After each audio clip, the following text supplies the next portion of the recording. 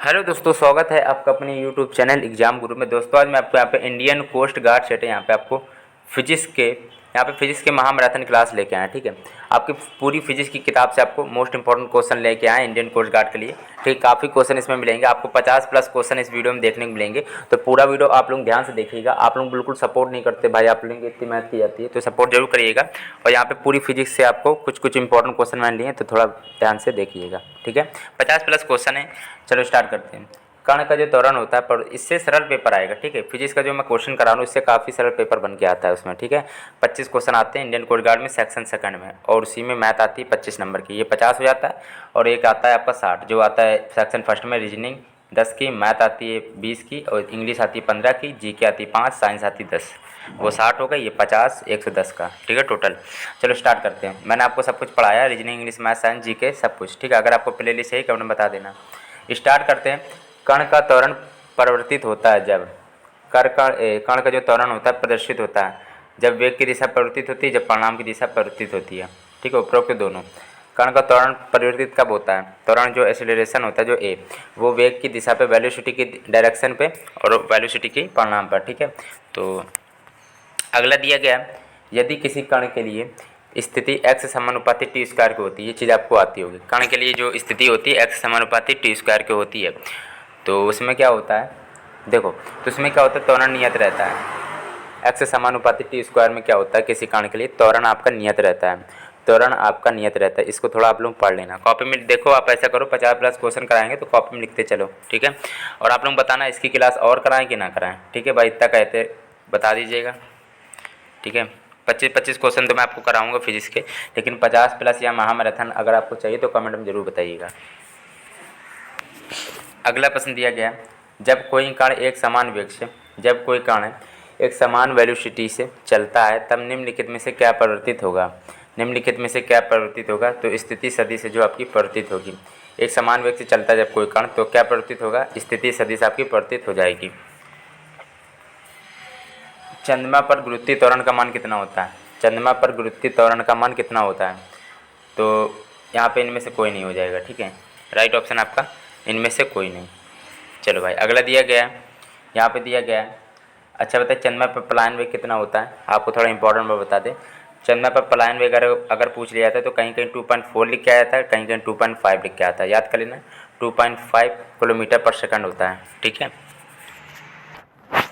चलो अगला दिया गया यहाँ पे आपका, चलो भाई, लिखा है संतुलित अवस्था में, वैसे चंद्रमा पर गुरुत्वीय त्वरण का जो मान होता है 1.625 मीटर पर सेकंड होता है। ठीक है, लिखा संतुलित अवस्था में एक भौतिक तुला के एक पलड़े के नीचे एक नलिका द्वारा वायु प्रवाहित की जाती है, तो इसका पलड़ा क्या होगा? क्वेश्चन लॉजिकल थोड़ा समझो। संतुलित अवस्था में एक भौतिक तुला के एक पलड़े के नीचे एक नलिका द्वारा वायु प्रवाहित अगर की जाती तो इसका पलड़ा क्या होता है? ठीक है, बताइए क्या होगा? 57 नंबर है तो आपका नीचे जाएगा वो। ठीक है, अगला दिया गया है यहाँ पे आपको, यहाँ पे लिखा है लिफ्ट में एक मनुष्य का आभासी भार उसके वास्तविक भार से कम है। जो आभासी भार है वो वास्तविक भार से आपका कम है। आभासी भार कम है मतलब, ठीक है, वास्तविक भार से, तब क्या होगा बताइए? जबकि लिफ्ट कब जाएगी? ऊपर नीचे, बताइए कब जाएगी?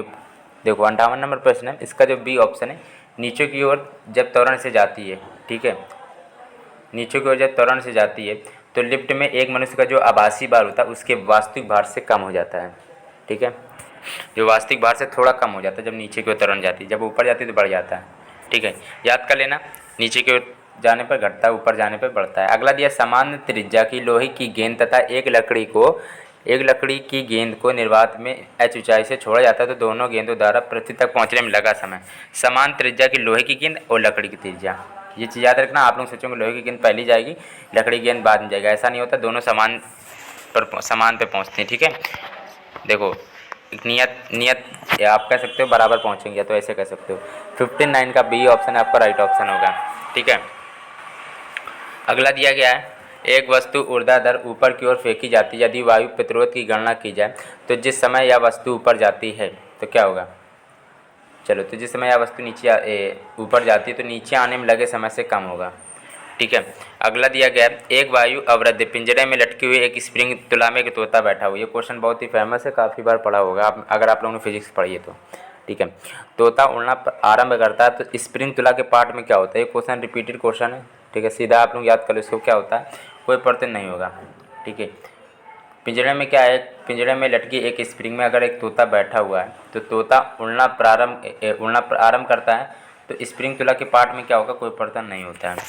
ठीक है, तो अगला देखते हैं, ऊपर की ओर प्रक्षेपित कण का वेग समय ग्राफ है। ऊपर की ओर प्रक्षेपित कण का वेग समय ग्राफ है, 62 नंबर प्रश्न दिया गया है। इससे कठिन पेपर आपका नहीं आएगा इसमें। ठीक है, तो डी सरल बनेगा, सरल रेखा, स्ट्रेट लाइन। अगला दिया, एक गेंद को ऊपर की ओर फेंका जाता है, यदि वायु प्रतिरोध नगण्य, वायु प्रतिरोध जो ना के बराबर है तो अधिकतम जो हाइट है पहुंचने के समय क्या होगा, बताइए। 63 का दिया गया है यहाँ पे, जो ऑप्शन ए पार्ट नीचे गिरने के समय के बराबर होगी। ठीक है, अगला दिया गया है, स्वतंत्रता पूर्वक गिराने पर एक सिक्का एक कागज़ की पर्ची की अपेक्षा अधिक तीव्रता से गिरता है। ठीक है, अब सिक्का अगर गिराएंगे तो अधिक तीव्रता से गिरता है कागज़ की पर्ची की अपेक्षा में, वो तो सही है, लेकिन इसमें रीजन क्या होता है, तो 64 दिया गया है। इसमें क्या होता है कि सिक्के पर वायु प्रतिरोध कम होता है, वायु प्रतिरोध कम होता है, इसलिए सिक्का काफ़ी आवाज़ करता है। अगला दिया गया है यहाँ पे आपका, गतिमान रेलगाड़ी की खिड़की से एक पत्ता गिराया जाता है। रेलगाड़ी की खिड़की से यदि एक पत्ता गिराया जाता है, पत्थर गिराया जाता है, तो पृथ्वी पर टकराने से पूर्व इसका मार्ग कैसा होगा। ठीक है, 65 दिया गया तो उसका परवलयाकार हो जाएगा। कैसा हो जाएगा, परवलयाकार हो जाएगा। अधिकतम प्रास प्राप्त करने के लिए पिंड को प्रक्षेपित करना चाहिए, अधिकतम प्रास। ठीक है, तो देखते हैं क्या होगा इसका राइट ऑप्शन। 66 का पिछले प्रैक्टिस सेट में बताया था, इस क्वेश्चन को 45 डिग्री पर होता है अधिकतम परास प्राप्त करने के लिए। ठीक है, 45 पर होता है, 90 मत लगाइएगा। चलो भाई, अगला दिए, प्रक्षेपण की अधिकतम ऊंचाई होती है। सूत्र यहाँ पे अब आ गया, यू जहाँ प्रक्षेपण वेग है और थीटा प्रक्षेपण कोण होता है, तो सूत्र क्या होता है। चलो भाई देखो क्या होगा, 67 का यहाँ पे ए ऑप्शन होता है, you square sine square theta upon में 2g होता है। ठीक है, अगला प्रश्न दिया गया, समान ऊंचाई से गोली नीचे की ओर गिराई जाती है। ठीक है, तो दूसरी गोली क्षैतिज दिशा में दागी जाती है, ये पृथ्वी पर पहुंचेगी। एक गोली नीचे की ओर दागी जाती है और एक गोली आपकी क्षैतिज दिशा में दूसरी गोली दागी जाती है, तो ये पृथ्वी पर पहुंचेंगी। 68 नंबर दिया गया है, इसका राइट ऑप्शन बी पार्ट, एक ही समय पर पहुंचती हैं। ठीक है, ये चीज़ याद रखना। जिस क्षण प्रक्षेप द्वारा प्राप्त ऊंचाई अधिकतम है वो क्षण निम्नलिखित में से क्या अधिकतम होगा। वन लाइनर टाइप के आपके क्वेश्चन बनते हैं, लॉजिकल और कॉन्सेप्चुअल क्वेश्चन आते हैं आपके। ठीक है, पेपर में। चलो 69 का राइट ऑप्शन आपका क्या बनेगा, बी पार्ट, उड़ान काल के। ठीक है,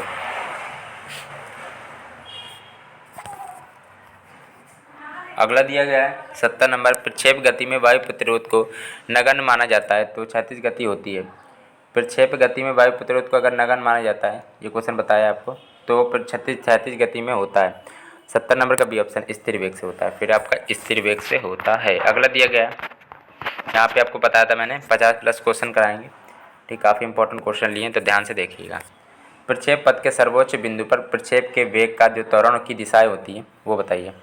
प्रक्षेप पथ के सर्वोच्च बिंदु पर प्रक्षेप के वेग का त्वरण की दिशाएं होंगी। 71 का राइट ऑप्शन ए पर, परस्पर लंबवत होंगी। अगले दिया गया, एक वस्तु 36 से 45 डिग्री कोण पर फेंकी जाती है, इस वस्तु के 36 परास बराबर होगी। एक वस्तु 36 से 45 डिग्री कोण पर फेंकी जाती है तो इस वस्तु की जो 36 परास होगी वो बराबर होगी। 72 नंबर दिया गया, राइट ऑप्शन सी पार्ट है, ऊर्ध्वाधर ऊंचाई के 4 गुने के। ठीक है, ऊर्ध्वाधर ऊंचाई के 4 गुने के हो जाएगी। ठीक है, अगला दिया गया यहाँ पे लिखा है आपका, एक प्रक्षेप गति में वायु प्रतिरोध को नगण्य मान ले तब क्षैतिज गति में होता है। प्रक्षेप गति में वायु प्रतिरोध को अगर नगण्य मान ले तो क्षैतिज गति में क्या होता है भाई। 73 नंबर दिया गया, इसका जो बी ऑप्शन अचर वेग होगा। फिर 74 नंबर दिया गया, जब प्रक्षेप द्वारा प्राप्त ऊंचाई अधिकतम है तो निम्नलिखित में से क्या अधिकतम होगा। प्रक्षेप द्वारा ऊंचाई अगर अधिकतम है तो निम्नलिखित में से क्या अधिकतम होगा, अगर ऊंचाई अधिकतम है तो। 74 नंबर पसंद दिया तो इसका जो उड़न काल है, ठीक है, उड़न काल टी होता है जो, वो भी आपका अधिक हो जाएगा। अगला दिया गया, यदि प्रक्षेप की परास आपकी आर है तब प्रारंभ में कितनी दूरी चलने के बाद गति ऊर्जा की कोई फर्क नहीं पड़ता इस पर, तो आर की आपकी आर ही रहेगी उसकी। ठीक है, परास जो रेंज होती है उसको आर से डिनोट करते हैं तो वो आपकी आर उतनी ही रहेगी। ठीक है, 75 का डी ऑप्शन है। 76 नंबर प्रश्न दिया गया आपका, एक समान वृत्तीय गति में क्या होता है। ये क्वेश्चन भाई आप लोग इंपॉर्टेंट लगा लो, ये क्वेश्चन आप लोग 76 नंबर काफ़ी इंपॉर्टेंट है। एक समान वृत्तीय गति में त्वरण जो होता है ए और वी परिवर्तित होते हैं। एक समान वृत्तीय गति में जो ए होता है वो वेलोसिटी जो होता है और एक्सेलरेशन होता है वो आपका चेंज होते हैं। ये चीज़ आप लोग याद कर लेना, काफ़ी क्वेश्चन बनता है। ठीक है, पढ़ लो भाई, देख लो 76 नंबर का सी ऑप्शन है। थोड़ा बहुत लाइक कर दो, आप लोग सपोर्ट नहीं करते इस समय, काफ़ी बुरा लगता है। ठीक है, तो थोड़ा बहुत सपोर्ट करिएगा। ठीक है, अगला दिया 77 नंबर प्रश्न है। आप लोग इसी वीडियो में 20 देख लेना, काफ़ी कम आते हैं भाई, तो थोड़ा बहुत सपोर्ट जरूर करिएगा। चलो भाई, अगला दिया, जब कोई वस्तु स्थिर चाल से वृत्ताकार मार्ग पे चलती है, जब कोई वस्तु होती है जो स्थिर चाल से वृत्ताकार मार्ग पे चलती है, स्थिर चाल से, ठीक है, तो उस पर क्या होता है। देखो चारों ऑप्शन को देखिएगा, 77 का राइट ऑप्शन डी पार्ट। तो इसका जो चाल है वो भी स्थिर रहती है। स्थिर चाल से अगर वृत्ताकार मार्ग पे चलेगी तो उसकी जो चाल है वो भी आपकी स्थिर रहती है। एक वस्तु आर त्रिज्या के वृत्ताकार मार्ग पर स्थिर कोणीय चाल बी से गतिमान है, इसका कोणीय त्वरण क्या होगा। कोणीय त्वरण इसका क्या हो जाएगा, तो इसका शून्य हो जाएगा। कोणीय त्वरण जो हो जाए, वृत्ताकार मार्ग है, जहाँ शुरू हुआ वहीं खत्म हो गया, तो कोणीय चाल जो होगी आपकी वो आपकी शून्य हो जाएगी। अगला दिया गया है, यहाँ पे आपका दिया गया है, सोडा वाटर की एक बोतल को गर्दन से पकड़ कर, अगर मान लो सोडा वाटर की बोतल है, जैसे भी मान लो आप लोग, ठीक है, तो उसको अगर हिलाएंगे बोतल को कस के ऊर्ध्वाधर वृत्त में घुमाया जाता है, ठीक है, तो बोतल किस भाग के निकट बुलबुले एकत्रित होंगे। तो आप लोग पता चल गया होगा, 79 का राइट ऑप्शन आपका सी पार्ट, गर्दन के जो निकट होता है वहीं पे आप लोग देख लो, सी ऑप्शन राइट है। 36 मार्ग पर गतिमान कार मुड़ते समय सड़क के बाहर जा पड़ेगी, जाती है, ऐसा क्यों होता है, इसका रीज़न क्या है। चलो भाई, 80 नंबर प्रश्न है, तो इसका राइट ऑप्शन बी पार्ट है। अब केंद्र बल होता है एफ बराबर होता है mv²/r। अब केंद्र बल का सूत्र होता है, ठीक है, एफ समानुपाती होती है आर के, मतलब दूरी के, ठीक है, और वी वेलोसिटी, एम द्रव्यमान होता है। ये सब थोड़ा आना चाहिए, ठीक है। तो लिखा अब केंद्र बल के पर्याप्त नहीं होने के कारण, ठीक है। अगला दिया गया, 36 तल पर एक वायुयान मुड़ रहा है, ऐसा करते समय यह क्या होगा। 36 तल पर एक वायुयान मुड़ रहा है, बताइए। 81 का बी ऑप्शन, अंदर की ओर झुक जाता है, ठीक है। कभी कभी मोड़ पर मुड़ते समय कार पलट जाती है, जैसे रोड ऐसी है, मोड़े यहाँ से जैसे जाते तो अचानक मुड़ जाते हैं, मतलब रोड में जैसे ही गाड़ी मोड़ते हैं तो मोड़ पर क्या होते हैं, मुड़ते समय कार पलट जाती है। जिस समय कार पलटती है तो क्या होता है, देखो चार ऑप्शन को देखिएगा। देखो ऐसा होता है कि अंदर की ओर जैसे ही पहिया जाता है तो पृथ्वी से पहले उठता है, ठीक है, तो ये राइट ऑप्शन क्या होगा, अंदर की ओर पहिया जाता है, इसी वजह से आपका क्या है, वो आपका उछाल मारता है, जिसकी वजह से क्या है कि के समय आपकी जो कार है पलट जाती है, अंदर की ओर पहिया जाता है, तब याद कर लेना। अगला ये टेकोमीटर का उपयोग किस में करते हैं, बता चुके आपका। टेकोमीटर का उपयोग किस में किया जाता है, तो आपका गुणन की चाल में। टेकोमीटर का उपयोग किया था गुणन की चाल में। एक कण एक वृत्त पर एक समान चाल से गतिमान है तो इसका स्थिर होता है। 84 नंबर का बी ऑप्शन, गति ऊर्जा जो काइनेटिक एनर्जी होती है वो आपकी। अगला प्रश्न दिया गया, एक घूमती हुई मेज पर एक आदमी अपने हाथ जो बाहर की ओर फैलाए बैठा था, अचानक यदि अपने बाएं अगर मोड़ लेता है तो उसका क्या होगा। चलो भाई, तो वैसे जड़त आगुण उसका कम हो जाएगा, जड़त आगुण कम हो जाएगा, सी ऑप्शन राइट 85 का, ठीक है। 86 नंबर दिया गया है, एक बल के प्रभाव में एक कण को वृत्ताकार मार्ग पर चलाया जाता है, बल द्वारा किया गया कार्य। 86 नंबर दिया गया है, इसका जो राइट ऑप्शन है आपका ए पार्ट हो जाएगा, शून्य हो जाएगा। अगला दिया गया है, सर्कस में एक सवार ऊर्ध्व तल में वृत्ताकार मार्ग पर वाहन चलाता है, मार्ग के उच्चतम बिंदु पर न्यूनतम वेग। ये आपका सूत्र पढ़ लो भाई, रूट में क्या होता है, 87 नंबर दिया गया है, तो आपका रूट में जी आर हो जाएगा। अगला दिया गया है, अब केंद्रीय बल के लिए एफ बराबर mv²/r होता है, यही सूत्र हो जाएगा। एफ बराबर क्या होता है, अभी बताया था, एफ बराबर mv²/r होता है। 88 का जो बी ऑप्शन है वो आपका यहाँ पर राइट ऑप्शन बन जाएगा। दिया गया, जब कार एक उत्तल पुल पर गुजरती है तब पुल पर कार की द्वारा आरोपित बल होता है। 89 नंबर का सी ऑप्शन, mg माइनस क्या होता है, mv²/r में r होता है, ठीक है। अगला दिया, घड़ी की सेकंड की सुई की कोणीय चाल होगी, बताइए। 90 नंबर प्रश्न दिया गया आपका, इसका राइट ऑप्शन आपका क्या बनेगा। चलिए, तो राइट ऑप्शन डी पार्ट, पाई/में 30 बनेगा, ठीक है, पाई/में, ठीक है। चलो अगला दिया गया है, जब हम पानी पर खड़ी नाव से कूदते हैं तो नाव खिसक पीछे की ओर जाती है भाई, ठीक है। जैसे नाव क्या है, जैसे नाव जैसे है तो उसके आगे जब जाते हैं तो क्या होता है कि पीछे की नाव खिसक जाती है विपरीत दिशा में। जैसे आप जिस दिशा में आगे बढ़ेंगे उसी दिशा के पीछे, मतलब पीछे की ओर कह सकते हो। 91 का बी ऑप्शन राइट ऑप्शन है। आदर्श चिकने बर्फ तालाब के मध्य एक आदमी स्थिर अवस्था में है, वह न्यूटन के किस नियम द्वारा वह तट तक आ सकता है। चलो देखते हैं। 92 नंबर प्रश्न दिया गैस का जो सी ऑप्शन तृतीय नियम एक्शन रिएक्शन क्रिया पे आ सकता है, मतलब क्रिया प्रतिक्रिया नियम पर। ठीक है। 93 नंबर प्रश्न दिया गया है किसी पिंड के द्रव्यमान एवं दोनों को दोगुना कर दिया जाए। चलो कोई बात नहीं, F बराबर एम ए पड़ा है और द्रव्यमान 2 कर रहा है, त्वरण 2 कर रहा है, मतलब 4 होगा, बढ़कर 4 गुना हो जाएगा, सीधी सीधी बात है। 93 का जो चौथा राइट ऑप्शन सिंपल प्रश्न था भाई, ठीक है, बता दिया। फिर भी देखो F बराबर क्या होता है, में होता है, इन्होंने कहा द्रव्यमान 2 कर दिया, त्वरण 2 कर दिया और पूछा कार्यरत बल कितना है, फोर्स जो होता है F बराबर 4, मतलब बढ़कर 4 गुना हो जाएगा। अगला देखते हैं, न्यूटन का जो दूसरा नियम होता है वो नियम मापन प्रदान करता है। 94 नंबर दिया गया, इसका जो सी ऑप्शन है बल, मतलब F बराबर एम होता है, न्यूटन का द्वितीय नियम। ठीक है, ये आपको पता होगा। जब कोई पिंड स्थिर है, अच्छी बात है, इस पर कार्यरत बल एक दूसरे के संतुलित करते हैं। जब पिंड भाई देखो, जब पिंड स्थिर रहता है तो एक दूसरे को क्या संतुलित सही करेंगे। स्थैतिक घर्षण क्या होता है, पढ़ा होगा ये क्वेश्चन। देखो क्या होगा, 96 नंबर दिया गया, इसका जो राइट ऑप्शन सी पार्ट। स्थैतिक घर्षण जो होता है वो हमेशा गति घर्षण से अधिक होता है।